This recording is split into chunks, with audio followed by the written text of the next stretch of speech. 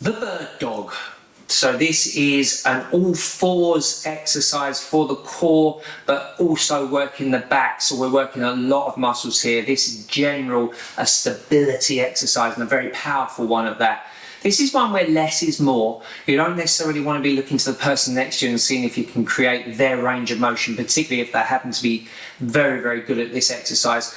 Build up, keep the basics in place. Once you've got the basics in place, then you'll nail this, you'll get it right, and you'll work it for your body. And ultimately, that's the overriding message.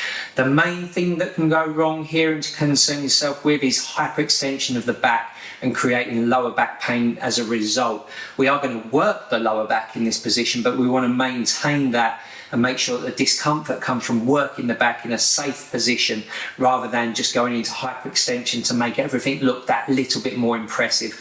And the way you want to do that is by your setup being correct. I've been through this numerous times about the way we set things up in terms of getting neutral spine, core engagement and glute engagement.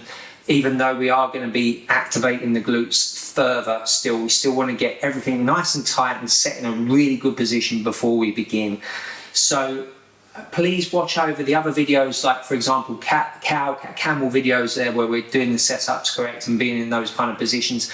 But here we're going to run through the basics, get it executed in terms of the exercise itself, and you'll find your range of motion. But as I say, less is more here. Just make sure that you're working within your parameters to make sure that the body's working as you want it to. So there's going to be a stability element which is going to work the core, even if it's not always so obvious. But also you're going to be working the core as in the deeper back muscles, and that's very important, often overlooked when it comes to working on the core, because essentially we just think the six pack.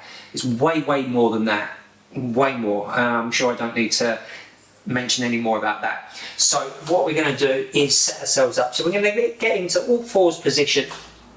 Now I've got a very limited amount of space here, but I'm going to get this done. So what we've got is the shoulders above the hands, and we've got the hips above the knees. My knees are about shoulder width apart. My arms are probably just slightly further than shoulder width apart, but I can bring them in. And again, what's going to happen is we're going to take one hand and one leg off the floor, and that is going to create the instability. The body's going to want to twist. Specifically, the hips are going to want to dip and they're going to want to move. Now, we've got to minimize that move as much as possible. Notice I said minimize as opposed to completely get any movement out of the way. If you can, then great.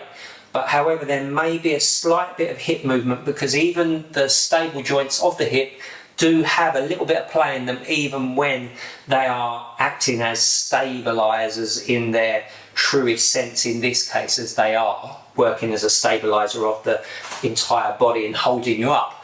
So be sensible, make sure it works well for you. So what I'm going to do is set myself up from here. Now what I've done is also almost corkscrew my hands in the floor, and that's going to make sure that I'm getting those shoulders in a good position. So I'm setting those shoulders back and down in their nice pocket there.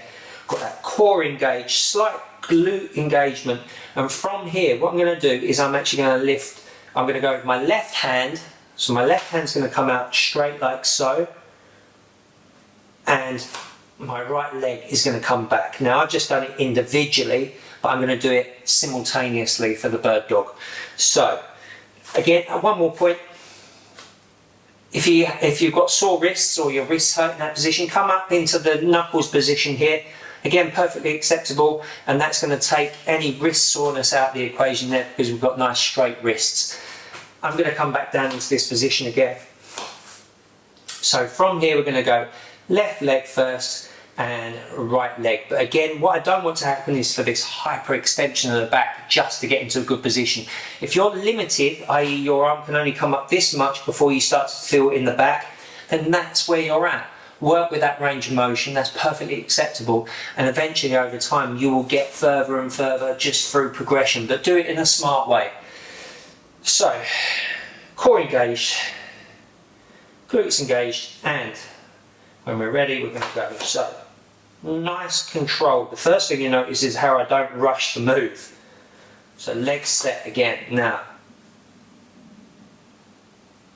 other arm, other leg. Now I can't go any higher than that without my back starting to really take over a little bit of the move, and I don't want that. So here we go into that bird dog in my range of motion. Yours may well be more impressive. Great, good on you. As long as you are feeling that the back is doing the move in a controlled manner and not overtaking the move and certainly becoming some kind of extension of that back in terms of really increasing that range of motion. So it's a real great exercise, one to control, and notice the speed that I do this. You want to make sure that you're controlling the movement up and back down. We're certainly not using momentum and creating any kind of over accentuation or over extension of any position whatsoever. So great exercise there when executed right, and it's way more than just a core exercise. We're talking almost a complete body exercise here, but one that really focuses on stability.